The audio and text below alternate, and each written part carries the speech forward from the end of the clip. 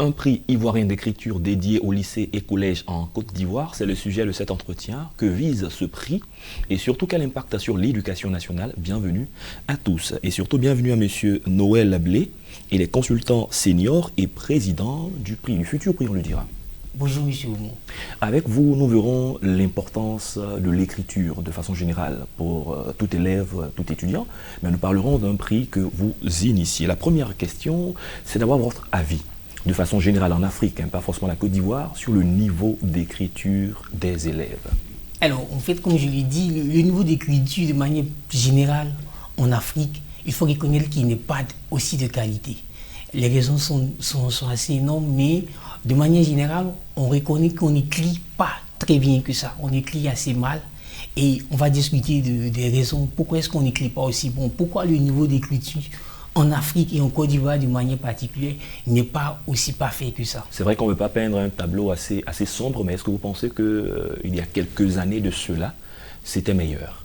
Alors effectivement, vous savez, quand on prend la référence en Afrique de l'Ouest francophone en termes de qualité d'écriture, c'est bien la Côte d'Ivoire. Quand je vous dis Amadou Kourouma, quand je vous dis Jean-Marie Adjafi, quand je vous dis Feu Benadadi, c'est bien la Côte d'Ivoire. Il fut un temps, le niveau d'écriture en Côte d'Ivoire était si parfait que la Côte d'Ivoire était, n'est-ce pas, la plateforme tournante de l'écriture en Afrique noire francophone.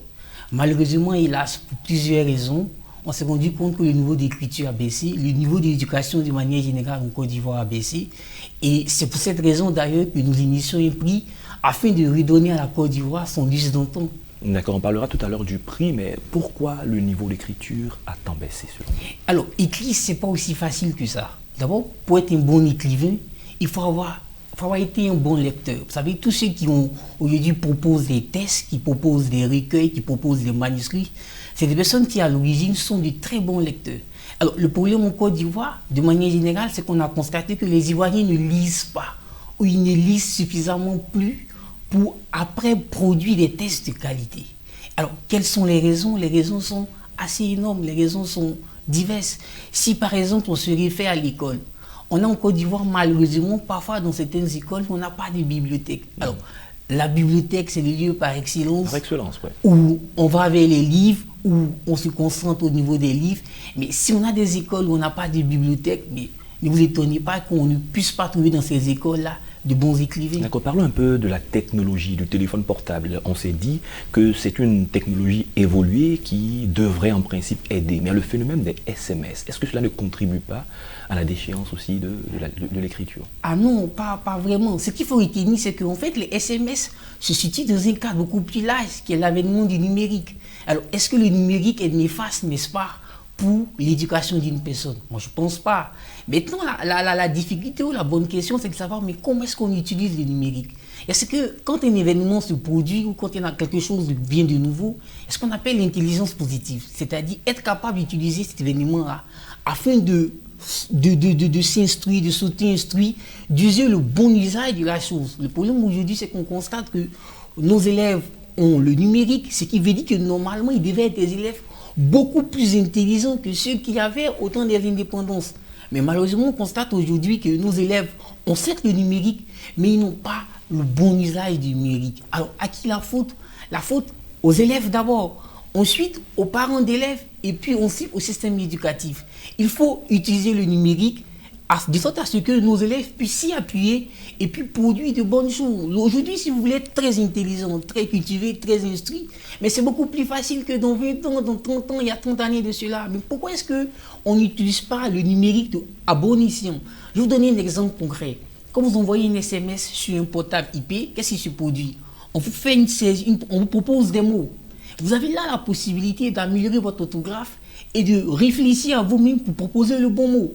Alors, si vous trouvez que cet exercice intellectuel est difficile et que la meilleure manière de présenter ce mot, c'est donc de donner la syllabe, alors c'est vous qui ne faites pas d'effort intellectuel. D'accord, très bien. Revenons au prix en question que vous comptez initier.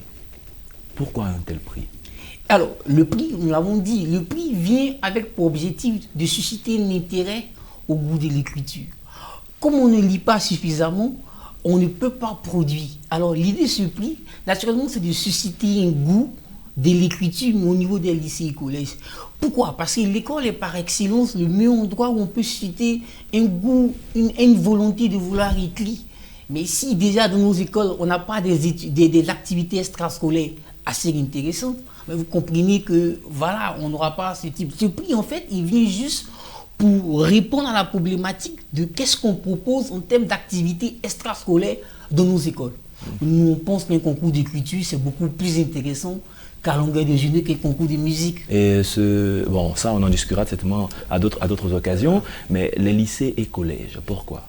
Comme je l'ai dit, l'école, c'est vraiment là où on peut trouver les talents de demain. Pourquoi pas au primaire et au supérieur, mais lycée et collège? Oui, le lycée et collège, vous savez, quand on est au lycée et collège, on est à l'adolescence.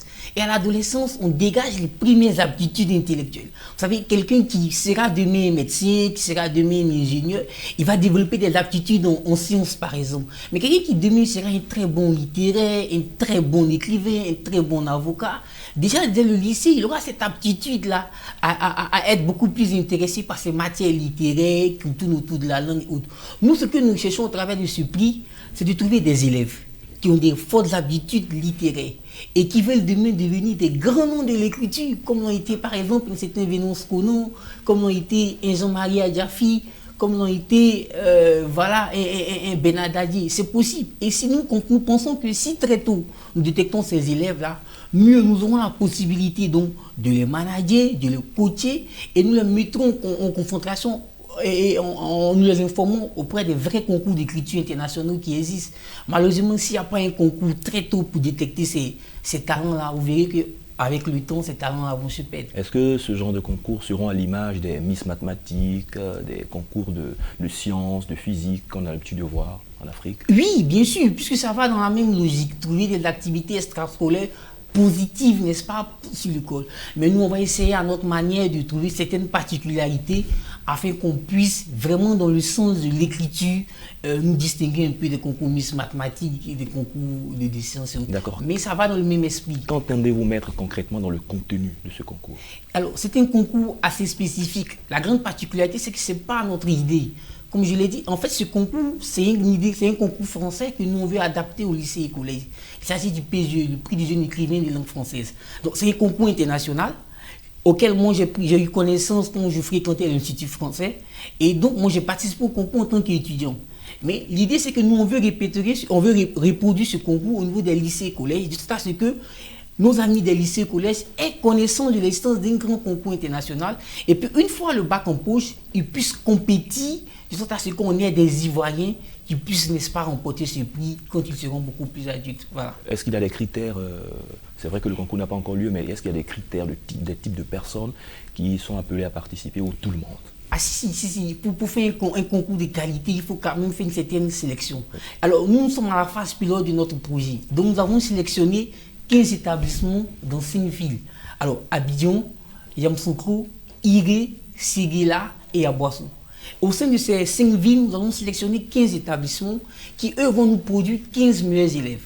En fait, on ne peut pas ouvrir le concours à tous les élèves de Côte d'Ivoire. Le dire ou le faire, ce serait ne pas être dans la vérité. Non, nous, on va demander aux écoles sélectionnées de sélectionner leurs meilleurs candidats.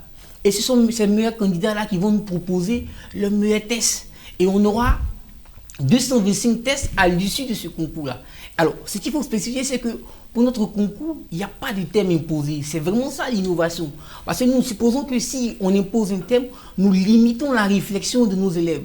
Ce que nous attendons, c'est que ces élèves-là nous séduisent, qu'ils nous éblouissent par leur ingéniosité à produire des tests. L'autre grande spécificité, c'est le nombre de tests. Il faut forcément et uniquement atteindre 5 tests. Pourquoi? En fait, les élèves durant l'année scolaire sont très pris. Ce que nous leur demandons, ce n'est pas de nous proposer un manuscrit de 200 pages, non. Nous, on veut qu'ils nous convainquent sur 5 pages. Ils auront 5 pages où il faut qu'ils nous proposent un test qui va séduire le public.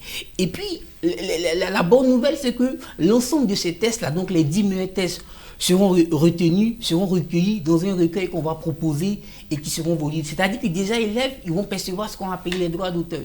Et moi, je pense que déjà, c'est déjà un très bon début pour ces élèves. En dehors des droits d'auteur, est-ce qu'il y a d'autres choses prévues? Bien sûr, nous avons un certain nombre de sponsors qui vont nous accompagner, mais nous-mêmes en tant qu'association, nous allons proposer des prix. Mais je veux que ce qu'il faut retenir, et je pense que c'est ce qui sera vraiment la plus belle des idées, c'est pas les prix en fait. Aujourd'hui, on n'écrit pas pour gagner de l'argent. Mais c'est cette volonté-là à vouloir proposer un test, cette volonté-là à s'asseoir et à dire, moi je veux produire un test itéré. C'est vraiment l'activité que nous voulons proposer. Merci. Vous savez, tous ceux qui produisent des tests, ce n'est pas vraiment pour l'argent, mais c'est pour les idées qu'ils veulent proposer et puis pour le réseau après qui vont se créer. Merci, monsieur Noël Blé. Je rappelle que vous êtes consultant senior et président du prix. Un prix qui va être initié en Côte d'Ivoire pour les lycées et collèges, un prix d'écriture. Merci d'avoir accepté notre invitation. Merci beaucoup. C'est la fin de cette émission. Merci à tous de l'avoir suivi et surtout, bonne suite de nos programmes sur Média TV Afrique.